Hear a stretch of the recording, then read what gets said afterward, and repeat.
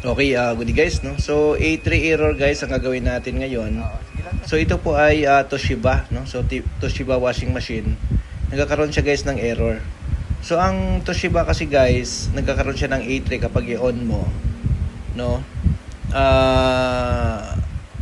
Ang A3 kasi guys is lead sensor or yung safety switch, no? Yun lagi ang problema niyan. Either yung lead sensor na malapit sa board nakalagay or yung safety switch, no? So ang washing machine na ito guys is bago pa lang, no? Nasa 7 months pa lang ito.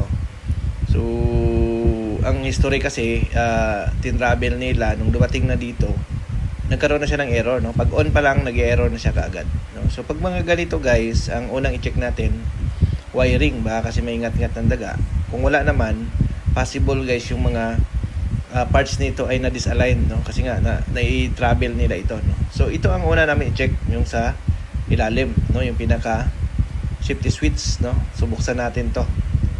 So gagamitan natin to ng tester, iti-test natin yan. So ang pag-test niyan guys, continuity lang, no? So madali lang natin yan ma-check, no? Continuity lang yan guys, no? Ayan. So buksan natin to para ma-test natin gamit yung tester. So nandito pala tayo ngayon guys sa Don Bosco, Parañaque, no? So medyo malayo yung service natin from Santa Rosa to Parañaque, no? So yan. So buksan lang natin to guys para ma-check natin yung pinaka safety switch, no? So dito na lang tayo mag-focus, basta A3 error, check natin yung wire, kung walang ngat-ngat, i-check natin yung pinaka safety switch nito para malaman natin, no? Ang pag-check niyan guys, continuity lang, no? Buzzer doon sa ating mga tester, no? So, ito naman, duda namin dito dahil bagong-bago pa ang unit, 7 months pa lang. Tapos sabi naman ng customer, nung nandun sa bahay nila daw, working, nung binyahe nila, pagdating dito, nagkaroon na ng A3 error. So, i-check natin, tingnan natin kung anong problema. So, yan.